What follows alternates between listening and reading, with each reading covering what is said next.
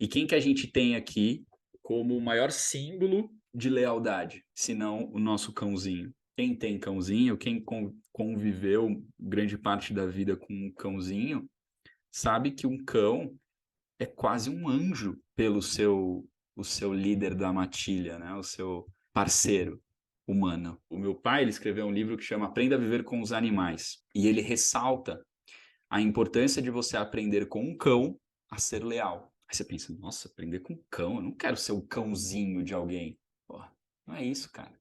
É você entender esse sentimento tão puro, sincero e belo, que é tão nítido num animal como o do cachorro, para você se identificar um pouquinho com isso e gerar essa lealdade, gerar esse zelo.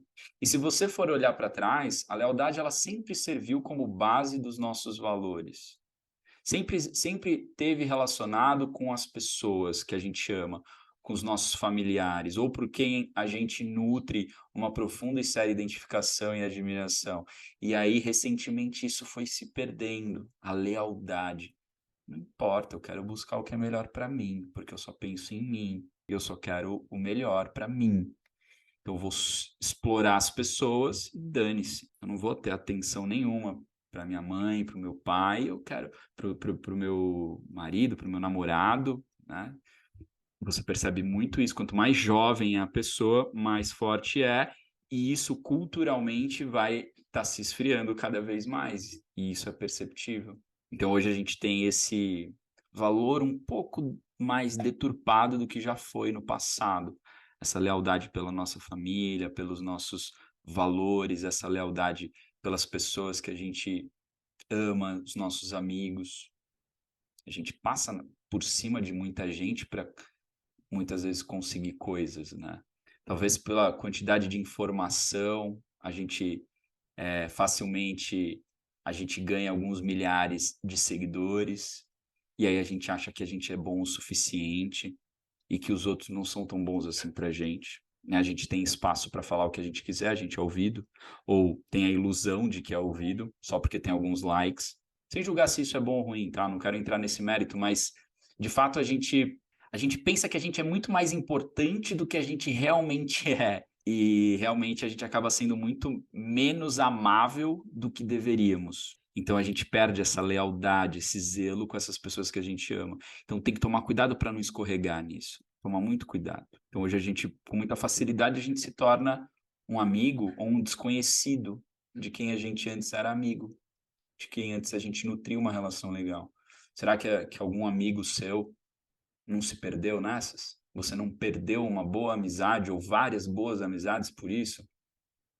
E isso, essa falta de lealdade demonstra essa falta de valores, de virtudes. Uma outra forma que ilustra muito bem a lealdade é a relação mestre-discípulo, né, professor e aluno nas tradições orientais. Um tema que eu gosto muito, que o De Rose ele falou na aula passada da terça-feira, que não sei se alguém já fez alguma arte marcial aqui, né, mas eu já fiz judô quando era criança, isso foi de grande aprendizado para mim, porque você aprende várias coisas, né, comportamentais numa arte marcial. E uma delas é a importância do professor, do sensei, né, do mestre, a lealdade a ele, né. E na Índia, por exemplo, a relação do professor ou do mestre é de muita reverência. Para você ter uma noção, oficialmente não, pela lei não existem mais castas, né, mas culturalmente ainda existe casta na Índia. E as castas mais altas são as castas dos brahmins. Os brahmins são os sacerdotes, são os mestres. É os caras que detêm o conhecimento e as antigas escrituras, e que vai ser passado de geração em geração. Eles são os responsáveis por passar o conhecimento adiante. Então esses caras são os caras das castas mais altas. Eles estão acima de reis, de grandes generais de exército, né, de grandes guerreiros. Isso na história, isso há milênios. Essa lealdade pelo seu mestre é muito forte, e é muito interessante você estudar essa esse contexto da lealdade com o professor, com aquele que dissipa a escuridão, aquele que elimina as trevas da sua vida com a luz do conhecimento, que se torna um verdadeiro farol no seu oceano. Ele ilumina o caminho para você, ele ajuda com a sabedoria dele. E essa lealdade ao professor, ela se perdeu, né? Essa lealdade ao mestre. Em alguma das aulas anteriores eu falei, né, da minha professora que me ensinou a ler e tal, e que eu tenho muita gratidão, foi na aula passada, sobre gratidão. É isso, sabe? É você zelar pelo bom nome desse professor, é divulgá-lo, é querer o bem da vida dele, né? A gente vive falando assim, porque o nosso país não valoriza os professores ganham mal, que não sei o quê. Tá, muito bonito você falar isso, mas você valoriza? Quando foi a última vez que você divulgou um professor seu, o trabalho dele? Que você divulgou algum curso dele? A gente nem lembra dos professores que a gente já teve na vida, a não ser que ele tenha sido muito marcante. Quantos professores você teve do pré até o terceiro ano do colegial? Pô, talvez mais de 100.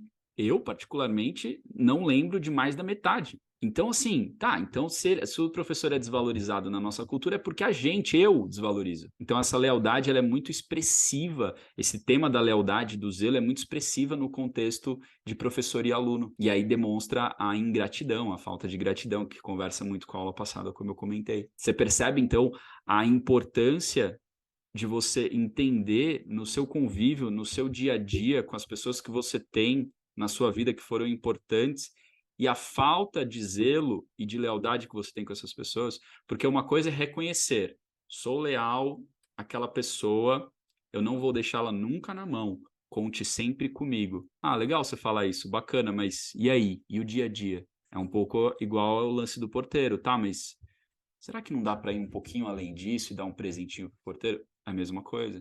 Será que não dá para ir além dessa lealdade ali de palavras?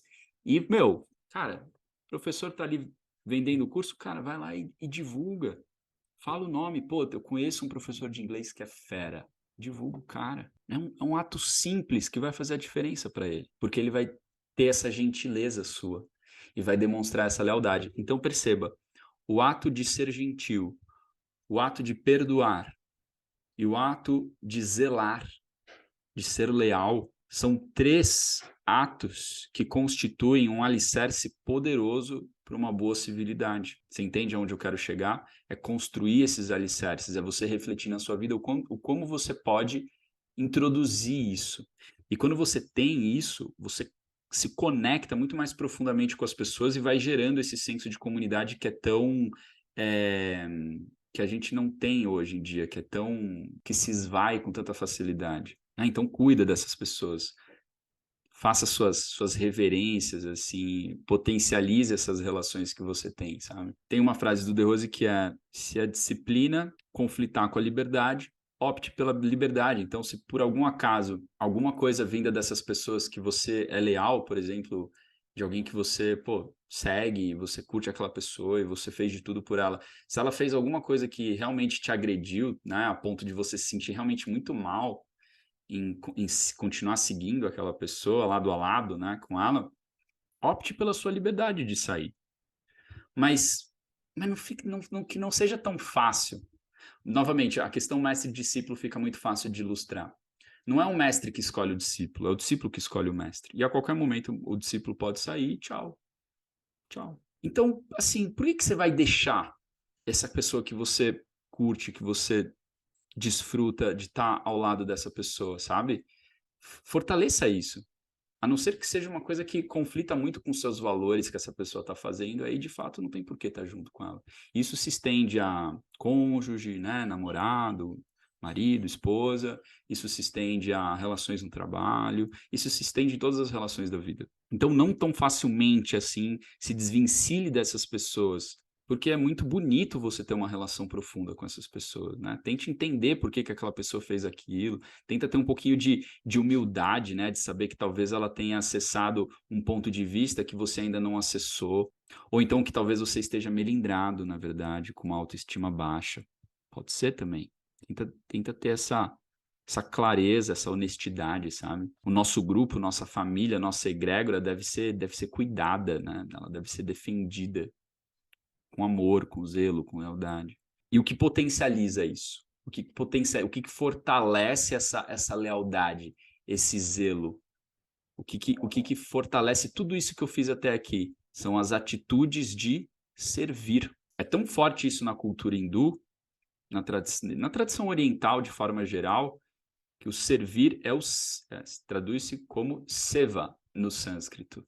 Né? Então, no hinduísmo, seva está diretamente associado com o serviço prestado do aspirante, daquele que está numa hierarquia abaixo, né? Um estudante e tal, ao mestre, ao monastério, trazendo de volta essa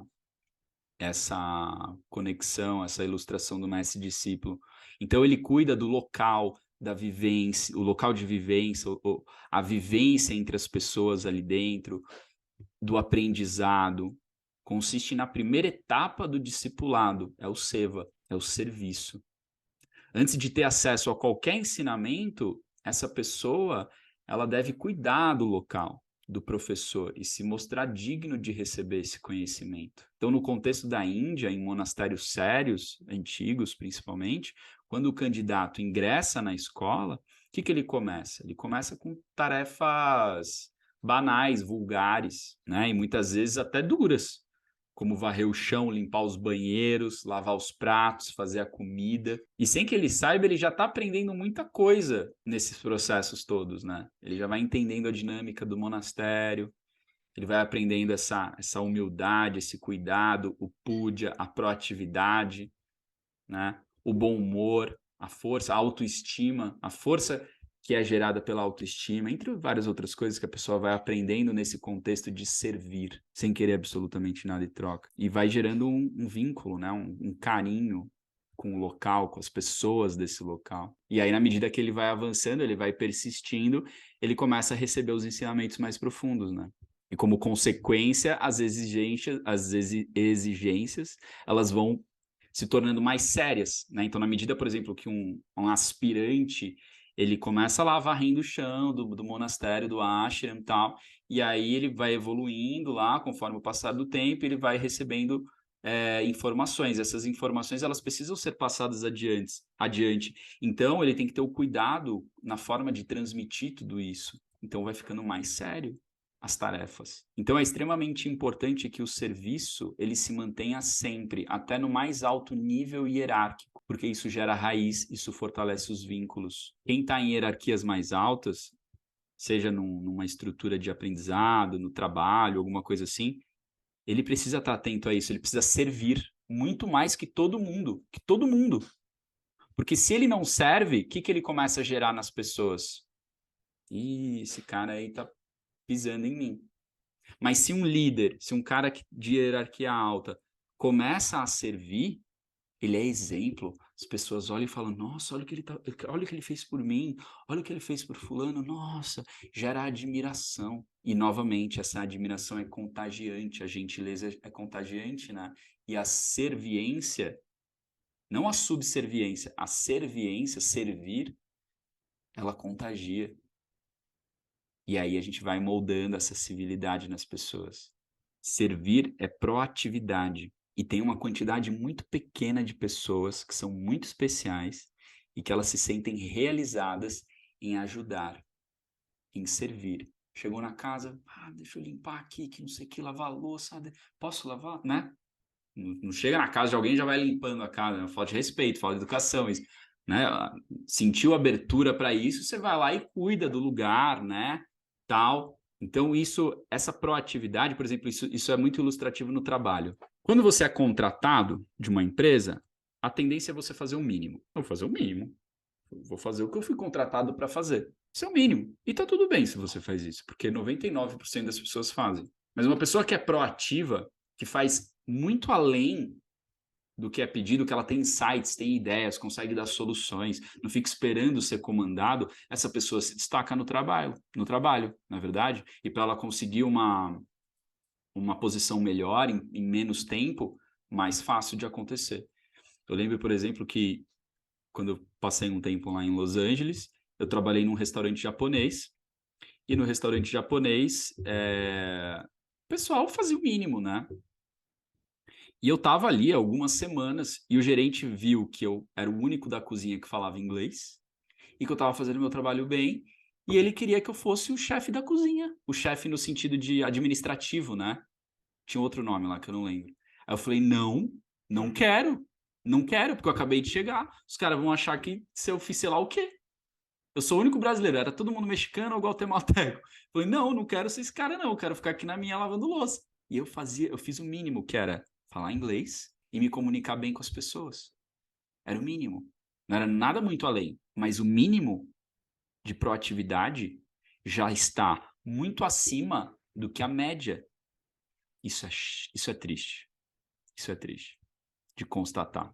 Então, é bonito de ver pessoas proativas em ação, proativas, determinadas, que muitas vezes acabam sendo chamadas para fazer parte de um círculo interno, né, de uma egrégora, de um grupo específico, porque elas são importantes, elas fazem a diferença naquele lugar são pessoas fundamentais, e isso acontece em qualquer grupo. Os mais solícitos e proativos sempre são os mais queridos, né, são os mais chamados para as coisas, seja numa família, seja entre amigos, no trabalho, qualquer lugar, qualquer egrégora. É um processo natural. Então, entenda que a felicidade e o sucesso da nossa espécie,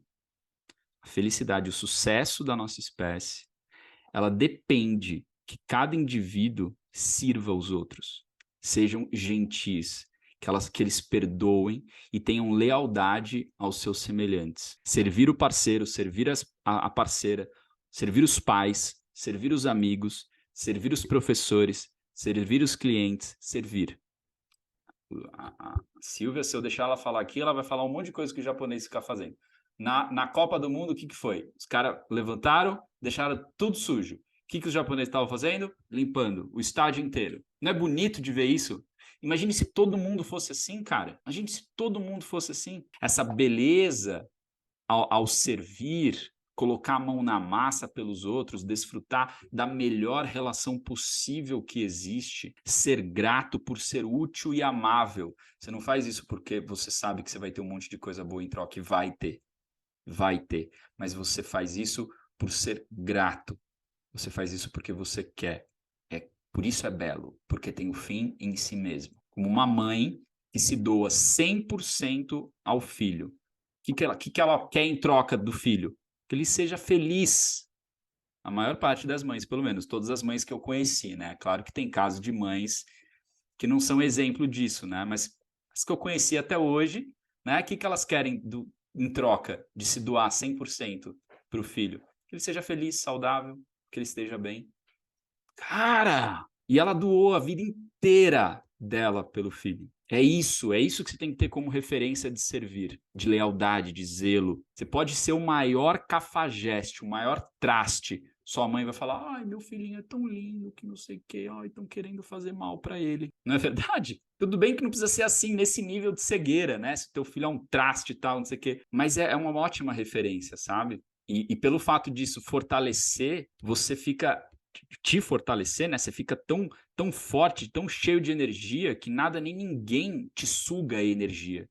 Porque você pode pensar, putz, mas se eu ficar servindo as pessoas, eu vou me sentir sugado. Não, isso tem que se retroalimentar, sabe? Isso tem que gerar um círculo virtuoso. Não estou falando para você ser um Zé Mané, um bobão, que as pessoas ficam pisando em cima de você. Tem uma grande diferença. Tem uma grande diferença em não ser um bobo e ser uma pessoa proativa. Não tem nada a ver com ser enganável, com ser bobinho, ingênuo, ok? Pelo contrário, é ser forte o suficiente para ter essa capacidade, tá? Então perceba, o que eu disse até agora? Existe uma ligação entre tudo isso, a ligação entre a gentileza em doar, a ligação disso com o perdoar, é um doar a mais, completo, perfeito, perdoar, e o doar-se ao servir. Essa é a base da civilidade na minha perspectiva. Na minha perspectiva. É doar, perdoar e doar-se. Essa é a base da civilidade. E a partir disso, a partir dessa compreensão de doar, perdoar e doar-se, a partir do momento que você está forte o suficiente para isso, se não estiver, dê um passo atrás e observe tudo que a gente falou até aqui nas outras aulas, fortaleça isso primeiro, e aí a partir do momento que você está forte o suficiente para doar, perdoar e doar-se, aí sim você constrói uma base sólida de civilidade na sua vida